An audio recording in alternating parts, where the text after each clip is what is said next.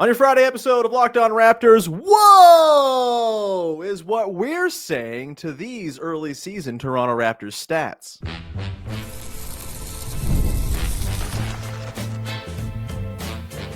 You are Locked On Raptors, your daily Toronto Raptors podcast, part of the Locked On Podcast Network, your team every day. Hey,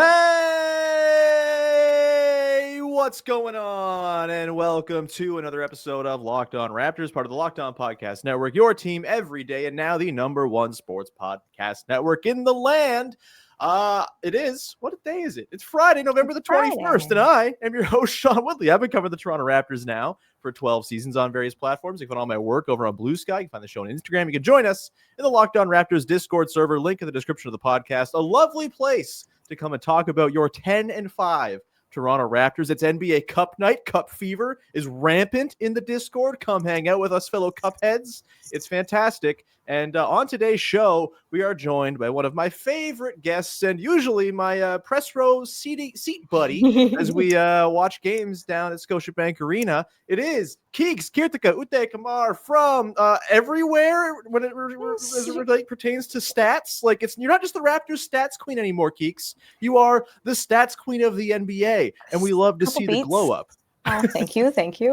The two beats and also national is a little bit more basketball, but it's good basketball, so I'll take it. Hell yeah. We're thrilled that you are just shooting off stats to the entire world, and it's fantastic. And on today's show, as I mentioned off the top, we are going to run through some stats on the Toronto Raptors early season that are making us say, whoa, my stats is like, whoa, is what they're calling this episode. We're going to each have a few that we've kind of poked through. Yep. I've been using Clean the Glass, which is my preferred stats website as they cut out garbage time, which frankly, they've been bad at garbage time this year. And so it's dragging down all their numbers. You, of course, roll through NBA.com as the national media person that you are. And so we are going to each compare notes and compare stats that we've dug up, doing some digging into the Toronto Raptors early season profile. We've got stuff on the starting lineup. We've got stuff on the offense, both, half court, clutch, all of that stuff. I want to start here, though, Keeks, because I think obviously offense is one of the sort of prevailing takeaways from the early start of the season. The Raptors have been very good at scoring points, which has been a refreshing thing considering where we've been. My first stat for you that's made me say, whoa, is Clean the Glass tracks points per shot attempt for every player in the league. And right now, every member of the Raptors starting five is setting a career best in points per shot attempt while also seeing a lower usage than in some cases their entire careers, or at the very least in a long time since they were sort of younger versions of themselves. It's kind of wild right now, Keeks. Brandon Ingram, 119.8 offensive rating on his shot attempts, career best, and a career low usage since his Lakers days. Emmanuel Quickly, 119.6 right now in terms of his offensive rating on his shot attempts. 22.3% usage, career low for him. It goes on down the line. Scotty Barnes, career best, 116.7 offensive rating on his shot attempts. 24.1% usage. It's down to the lowest mark since his second season in the league. Jakob Poeltl, 140.4 offensive rating on his shot attempts. You can't miss Keeks. It's insane. He's missed 7 shots in the last 4 games, I think. 7, guys. Crazy.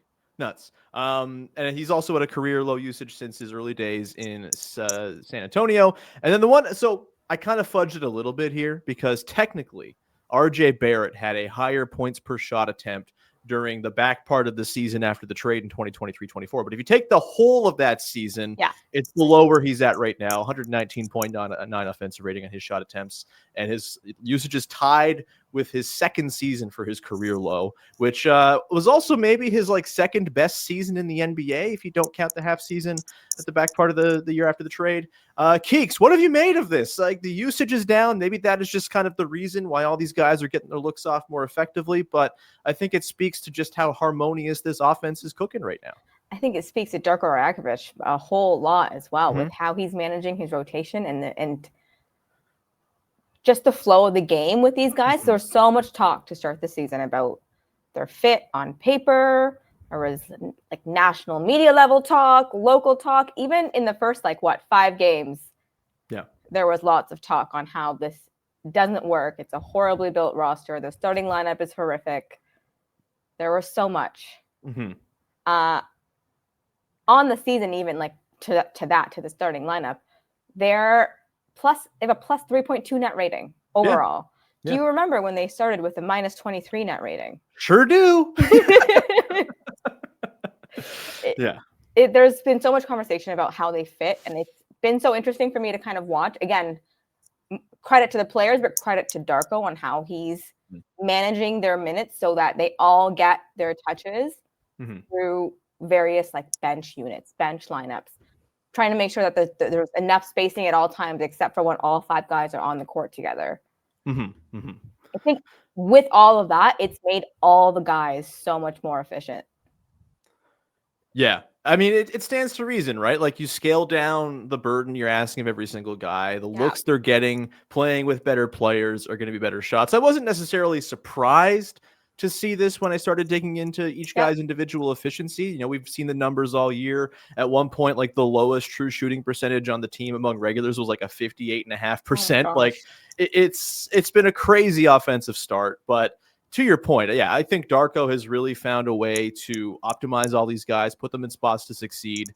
And, you know, I think there's even still some low-hanging fruit to grab for some of these guys, right? Like, I think Brandon Ingram in particular, the threes haven't really fallen for him so far. Absolutely. That's going to come along.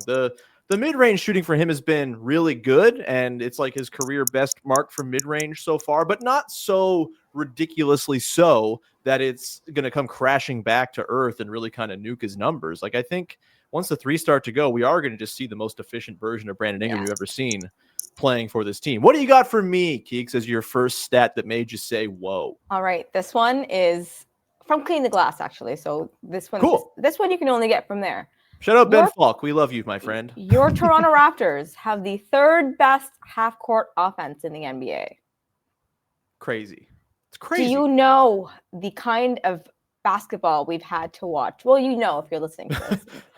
I've had to talk about it every day for years, Keith. We've been sitting to the point of insanity. Exactly. We sit in media row, like look at each other and just like shake our heads consistently last year. It was just a tough watch, especially early on. But this season, they have the 3rd best half-court offense in the NBA. Yeah. 3rd best. I think the really interesting one with that one, too, is that they run the fewest half-court possessions of any team in the NBA. We talked about this a little bit with Katie yesterday, and I wonder if they kind of realize how good they are in the half-court and lean further into just being more of a slow-it-down half-court team at times. Maybe they will in certain matchups. I still think inherently they want to run, but they're just damn good at scoring in the half-court, Keeks. It's crazy. And they're doing it. We talked about this last week with Joe Wolfond as well. Like, they're doing it without having to lean on the Houston Rockets strategy, which is we miss everything and we grab the offense. Exactly. No, they're just hitting first shot. They're just hitting their shots. Yeah. Their shooting has been, here's a bonus fun fact to add to this a little bit. Yes. The Raptors lead the NBA in pull-up field goal percentage. That's crazy. Lead the NBA. Whoa! 45% on pull-up shots. Sorry, say that again. I was being loud and Muppet-like when you were talking. They're shooting 45.2% on pull-up jumpers this season. Yeah. Which is insane. Big deal. Yeah. 37% last year. There was a stat even where Quickly led the team and made pull-up threes. He played 33 games. And he was leading the team in pull-up threes. Yeah. Yeah. It's crazy. It's been fun. It's been beautiful to watch.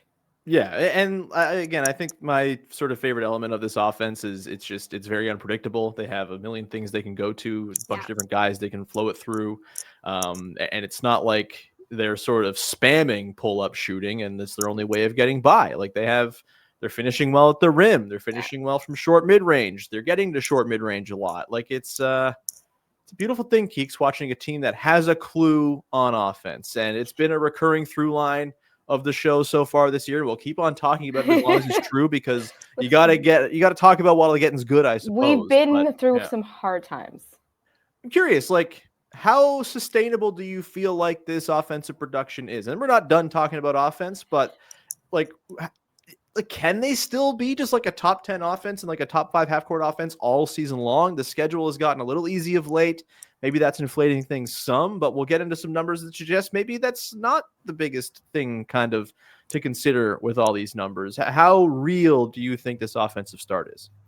Honestly, I think, yes, the schedule has been tough. Even the next couple games are going to make it even, I would think so at least, make it even messier, if that's the right word to use. Sure, yeah. But for the last couple seasons, when you watch the kind of offense that Darko has wanted to run, they had the bones. It looked like they had the right idea, the right schemes, but the pieces weren't hitting the shots. Yes. Yeah.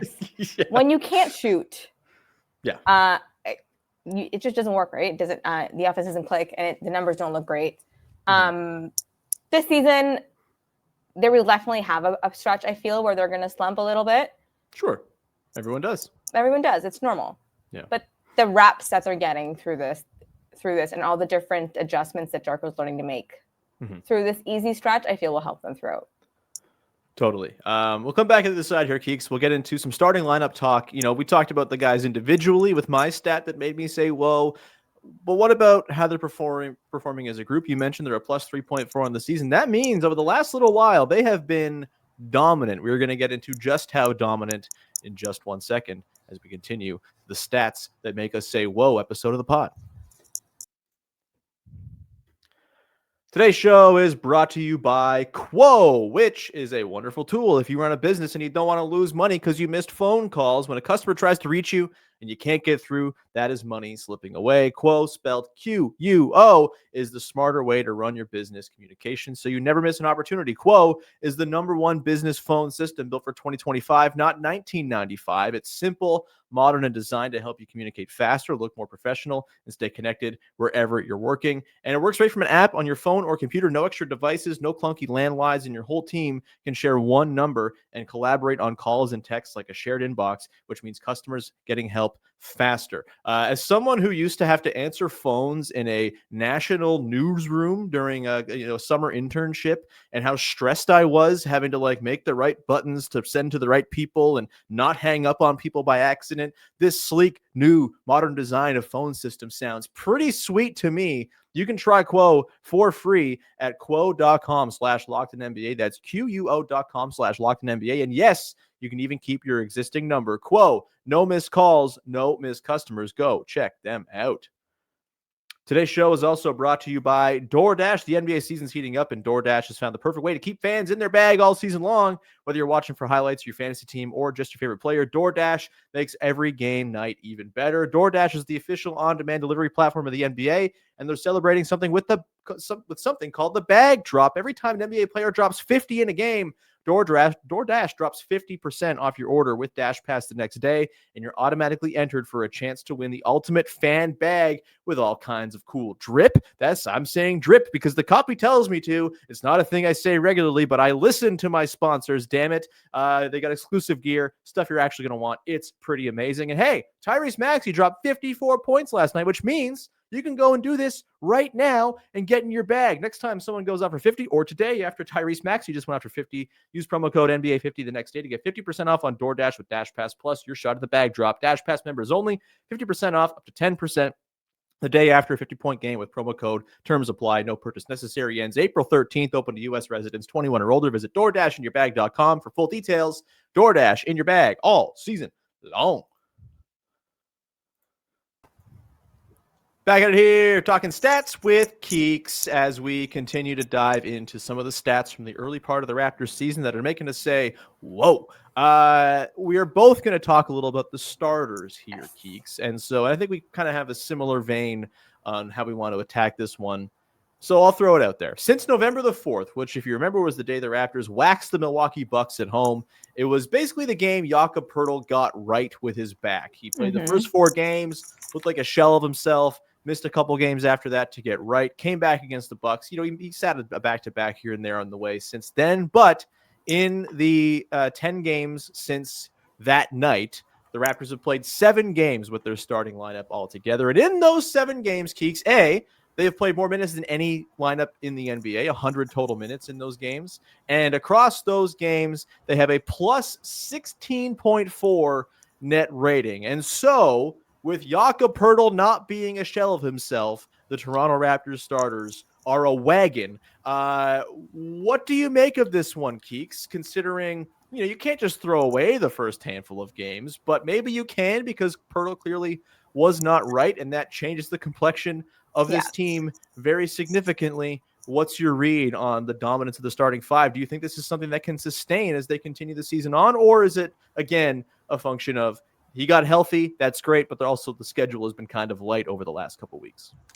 Honestly, the yak back, you throw away that. I'm going to throw away the first 5 games. Yeah, totally fair. Going to throw them away. Yak was not healthy, and it, again, you're running this starting lineup for the first time, and now they have to try and get used to each other without being healthy is a rough ask, I feel. It's interesting because looking into this a couple days ago, they start really slow. Yeah. Right? Yeah. They have all season in first halves this season on the season. Not in the last few, but overall in first halves. Oh, it's not going to load. They have a minus 10.4 net rating. Not great. Not great. Second halves, plus, it did not load again. Come on, NBA.com. Get it together. Plus 17.1 in the second half of games. Yeah. So minus 10.4 plus 17.1. Yeah. I'm encouraged, I think, particularly by a couple of the games against, let's say, real opponents, not your Nets or whatever, where they have closed very strong. The games I think of, the Sixers game this week, yes, no Embiid, no Paul George, but still Tyrese Maxey's horrifying. And they were making a real push in that game, and the starters just completely shut it down with really effective team offense. Yeah. I think of the Hawks game, Keeks, where it took them a while to figure out that nasty, long Hawks defense, but in that fourth quarter, they dominated and ran away with it and shut it down with the starters on the floor. Same with that Bucks game as well. And so in the games where they have played a team that is not 1-13 or whatever the teams they played at the bottom of the conference are, can only they play have who's been in able front to 100%, right? And so they've been able to close these games against good teams as well. Curious to see, and the Cavs game as well is another example. Like the starters have been able to kind of lock it down when it's mattered, and the defense, I think, is maybe kind of the big open question with them. What have you made of the defense with the starters? I think the offense we can kind of establish. They're good. They're going to score a lot of points. They have 129 offensive rating in that same Yak with Yak back, with Yak healthy. Yeah. The defensive rating is like 117, which or I think a little bit lower than that now, but that the defense is, I think, what we did expect it to be when we saw the group on paper. But at the same time, I think it goes back to Darko's rotation management. Yeah. Right? Yeah. You have those guys, 5 guys on the court together for offense, and then he adjusts for defensively. The interesting thing on Wednesday night, though, which Wednesday night was their best game to me by far. Yes. Plus 10 in 17 minutes together, which is their best differential in any game this season. With more time. Yeah. I'm with you there. And I think there's this sort of thing. We see this with the Cavs a lot when they get talked about too, right? It's like, the starters don't really fit together. And it's like, that matters sort of, but ultimately I'm more worried about do you have a lot of good players, and are there ways to use those players over 48 minutes and 82 games in a way that wins you minutes on the whole? And eventually maybe they will have to, if they really want to compete at the highest levels and have a starting lineup that truly is like a steamroller lineup, maybe they'll have to change a piece in that starting 5 at some point with an upgrade trade or something like that. But I'm not really worried about that right now, Keeks. I'm just kind of living in the moment and enjoying the vibes and want to see what this actually is. And the defense has improved. They're at a 118.4 defensive rating on the season for the starters. Not great. It's 30th percentile on cleaning the glass. Offensively, a 121.8 offensive rating. Again, I think they're just going to score at will because there's just too many good players and too much collective playmaking, passing, smarts, all of that, and just sort of the power of friendship powering them along to think the offense is going to fall off. The defense, it really is a question of hey, Scotty Barnes, how much can you do defensively? Because I mean, it turns out a lot. Like, he's really damn good, and he's been He's just everywhere. everything for that starting five. A healthy Poeltl helps as well, and I think Ingram's had his moments, but yeah, it's that'll be the sort of inflection point, I think, for this starting five is the defensive rating. It's like, can they just scrape by enough? And again, frankly, outscore their problems, which is a thing they've just not been able to do at all in recent years. Have you, no consideration for you on maybe they should mess around with Grady Dick as a starter or someone else as a starter? Like, you're completely content with this group right now? I feel like you got to be, considering the recent results. I am. Yeah. Again, I'm a rotation nerd. I like track rotations religiously, but just the way the adjustments have been made and the way he's running, like pairing different groups together, it makes the defensive concerns a little bit lower for me. A lot lower, to be honest. As a rotationer, do you have a favorite combination of Raptors starters with bench guys? Like, not necessarily the full lineup, but like, if you had to pick two Raptors starters to build a lineup with, which duos are you liking right now? To build a starter and bench lineup? The Quickly and Yak lineups have been fun. Yeah. So have strangely enough, the BI and Barnes lineups have also been fun. Mm-hmm. I don't have any full numbers on them right now, but just watching and totally, yeah. I mean, Ingram defensively quickly. Enough. Yeah. Sorry, Ingram. No, go ahead. No. So quickly, Poeltl, I think, has been, it makes sense, right? It's just sort of, base pick and roll, dudes around him shooting. Like, it makes perfect sense as a second unit to go and try to take it to other teams. But yeah, like there's such an advantage in just over 48 minutes. All of the lineups are good and make sense, and they can play different styles, and they can slow it down. They can go heavy pick and roll. They can go heavy ISO stuff, run through the post, run through whatever. Like, it's just, play pick and pop stuff with Mamu, or have a more traditional center out there with Poeltl. Yeah. It's an interestingly built team, Keeks, and I think it's working so far. Yeah. Come back to the side, close things out with a few more stats that are making us say whoa from the start of the Raptors season, including holy crap, the Raptors are really good against top 10 defenses as well. Will that hold up to more scrutiny? We'll see. Coming up, just one sec. Today's show is brought to you by our friends over at Prize Picks, the single best place to play daily fantasy sports. If that's your thing, you and I, we make decisions all the time, right? We make decisions every day from I need to make food. What am I going to eat? Or, what shirt am I going to wear out tonight? But those are not fun decisions. They don't give you money if you win. But with Prize Picks, if you make right decisions, you're going to get some bucks out of it. That is pretty cool. And there's no better time to jump on the action, whether it's the NFL, NBA, or whatever sport you want to play with right now over at Prize Picks. If you haven't tried it yet, Prize Picks is the simplest way to play daily fantasy sports. All you got to do is pick more or less on at least two player stats, and if you get them right, you win. It takes less than 60 seconds to put together a lineup, and you can play anywhere.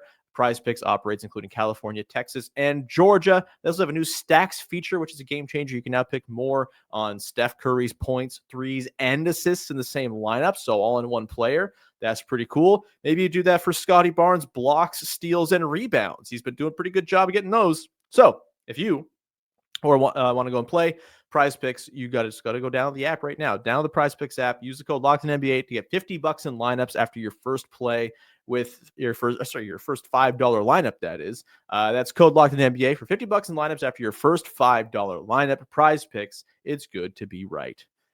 And today's show is also brought to you by Doer, who make really cool jeans and also shirts. The shirt I'm wearing under my overshirt today is a Doer shirt. And let me tell you, it's extremely comfortable and fits my body beautifully, as do their jeans. They make the most comfortable jeans anywhere. I have a pair from them, and I can vouch for them big time. The fleece lining, black taper jeans I got from them, and they are lovely. And for the winter time, they're going to be a great pair of pants for me to throw on, go for a walk with the baby in the snow, and I know I'm going to be nice and toasty warm. And I know they're also going to keep their shape, which is a big deal. Doer jeans are stretchy. They have 5 times the stretch for traditional denim, but they don't lose their shape when they stretch like some other jeans you might have. And they're antibacterial, meaning your jeans stay fresher longer, so you can wear more and wash less. We all like doing laundry less. There's no downside. Simply put, Doer makes the world's most comfortable pants without sacrificing style. And you can check out the Doer store here in Toronto at 44 Ossington Avenue. Just walk on in and say, hey, Sean sent me, and they're going to hook you up.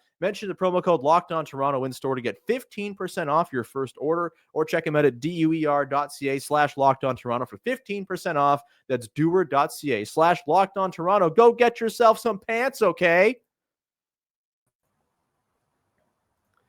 Back at it here with Keeks closing things out, talking stats that make us say, whoa, from the start of the Toronto Raptors season. I will go with my third one here, Keeks. The Toronto Raptors are number 2 in offense against top 10 defenses in the league per clean the glass. And I don't really know what to do with this one because it's not a huge sample. The numbers say they are 2-3 in games against teams with top 10 defenses. It's sort of at the time you played them type of situation. So you've got I think the Houston Rockets are in there. You've got the Cleveland Cavaliers are in there. The Dallas Mavericks are one of those teams. The Atlanta Hawks, I believe, the other team that was a top 10 defense when they played them. They've knocked the Cavs out of the top 10 since that game they played earlier this week. They've just, they totally ruined their defensive rating by demolishing them, which was a lot of fun. Look, I don't know what to do with this one. Again, to the point we made earlier, you can only play who's in front of you. Yeah. And so they haven't played a lot of teams with great defenses yet. We'll see if the offense can hold up to that level of scrutiny. But so far, so good. Keeks, what do you make of this one? Do you find it to be way too small a sample to have any kind of inkling as to what it means? Or because it lines up with what they've done against everybody else, does it make you feel good? I don't know what to do with this one. What do you think about the Raptors' success against top 10 defenses so far? Unfortunately, I'm going to go a little bit small sample size here. Fine, yes, whatever. Little bit of a small sample size. Maybe at least the ranking. Do I think they could have a winning record against top 10 defenses? Yes, if the offense clicks the way it is. Are they going to be the second best team against top 10 defenses? I don't. Is that what the ranking? I think that's what you said it was, right? Yeah. Yeah. I don't Seems know like that a part. Tall order. Yeah. If you look at even in counting stats, teams that are top 10 in defense right now, they're 2-3, and both those wins are against the Cavs. Yeah. It's a little. And one of those games was a sort of junior varsity version of this. Right? So yeah. I think they have a total of 5 games against the top 10 defense from now until the end of December. Yeah. Teams that are currently top 10 in defense. So there's still some time. Yeah. It's again extremely strange. It's hard to parse. I don't quite know what to do with it all.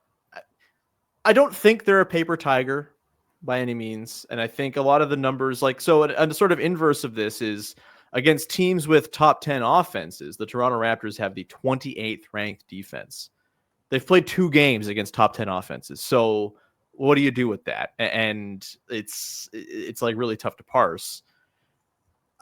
Again, I think those games were probably early in the season as well. I think they were the Spurs game and the Rockets game. And the Rockets. Yeah, it was still before they got themselves sorted out. There was no Poeltl. We have already agreed we're throwing those games out. And so it is kind of a new frontier here where we have no idea what they're going to do against good teams when they play them. It'd be great to play a good team sometime. They don't play a top 10 offense until November 30th against the Knicks. Yeah. And I'm going to consider that their first game against a top 10 offense. Yeah. Maybe the Cavs pull themselves in there by the time they play on Monday. Who's to say? But yeah, it is too small a sample to say here, but an interesting thing early on, at least, that they performed so well against good defenses in the moments. And even in those games early in the year where they stunk and lost, it wasn't the offense's problem. The offense was great. The offense was defense fine. fell it was apart. the defense. Yeah. Exactly. So yeah, interesting. What do you got for me, Keeks? Give me a couple more. If you got a couple more, throw at me. What you got? All right. I have one here. Just in recent trends, last season, the Raptors were 10-22 in clutch games. So games that were within 5 points in the last 5 minutes. I know I wrote, but I don't have it off the top of my head. But there was a stretch where over half of their games, they had a lead in the fourth quarter. Yeah. But they had a losing record in those games. It was the most fun 2-12 start you've ever seen. They were so competitive. It was so fun. And then it didn't end well. Mm-hmm. This year, 4-2 in clutch games. Not bad. Back to back. They've won two clutch games in a row. So over the last 2 clutch games in the clutch minutes, NBA.com calculates clutch minutes as strictly in those guidelines of like if you're within 5 points in the last 5 minutes of a game, so it only counts possessions that were within 5 points, so not the entire last 5 minutes of a clutch game. Yeah, which I don't love because like like for example, the Hawks game, for example, right? Like close game that in clutch time they just blew the doors off of them to close. Like I feel like that should count for something with these numbers. The second it goes to a 6 point problem. Exactly. Yeah. The second it goes to a 6 point game, those numbers don't count. But this is a clutch, more of a clutch defense thing, so it could be variance because it's the Hornets and the Sixers. Sure. But in the last 2 games, or last 2 clutch games, they've held the Hornets and Sixers to a combined 11 points on 4 for 15 shooting in the clutch. You like that? I do like that. Yeah. How real is it? I mean, both those offenses are not jokes. No. Like, yeah. So, the Hornets are fine. The Hornets were healthy. They're not good by any means, but they were healthy and they played a good game. Like they played like a legitimate basketball team. Yeah, all but one guy did. One guy who we're not talking about trading for. No, absolutely not. Absolutely not. Yeah. I'm going to avoid that one like the plague on this show, no matter how many people demand I talk about it. I'm not going to do it. I refuse to acknowledge or entertain the idea. It's not worth it. I'm going to say the name. Not worth it. Yeah. No, that's a great one. Yeah, the clutch time. I mean, you get Brandon Ingram around and the offense, which is just like, as we've seen, it's not just Ingram. It's you have 5 good players, and if you load up on Scotty Barnes near the rim, okay, here's an easy like drop off pass to Jakob Poeltl, who's waiting in the perfect spot, or you send a double to Ingram, he's going to make the pass. Like it's just 5 guys who can all pass, who can all get their own. Been so good the last few games. Games. It's and I wouldn't say anything outside of Scotty. I wouldn't say anyone is like an incredible passer. They're all just like pretty good passers, pretty good scorers, and that's a really good combination to have. Just consistency across the board in what you can expect. There's no anchor in that lineup by any means. You got one more for me. I know it. Throw it at me.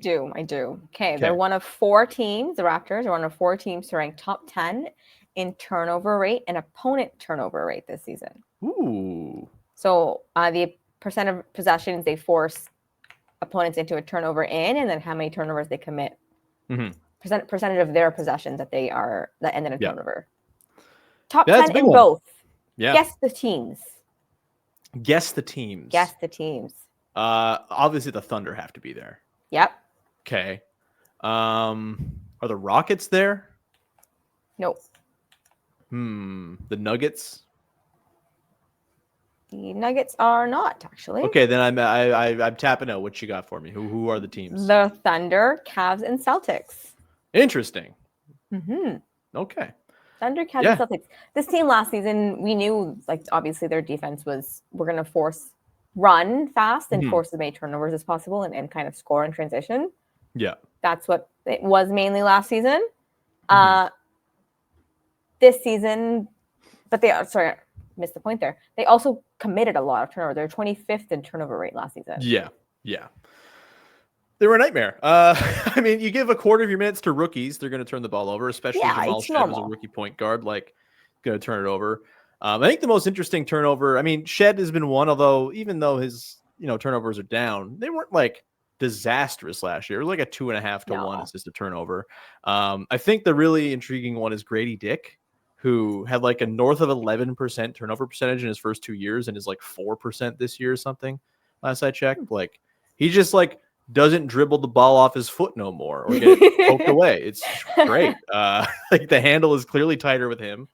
And you just have like better players on the floor, more sure players. I think more sure players. That, like they're still throwing a ton of passes, and so like that's going to welcome turnovers. But they have good passers, and they have more possessions where it does kind of boil down to Brandon, go get us something, and those are inherently low turnover possessions as well. And so, I mean, it's been transformative to how the team plays that they are not turning it over, right? Like they don't need to go and do like gimmicky stuff to play the possession battle anymore. They can afford to not be the Rockets on the offensive glass and in turn have a very good transition defense as a result.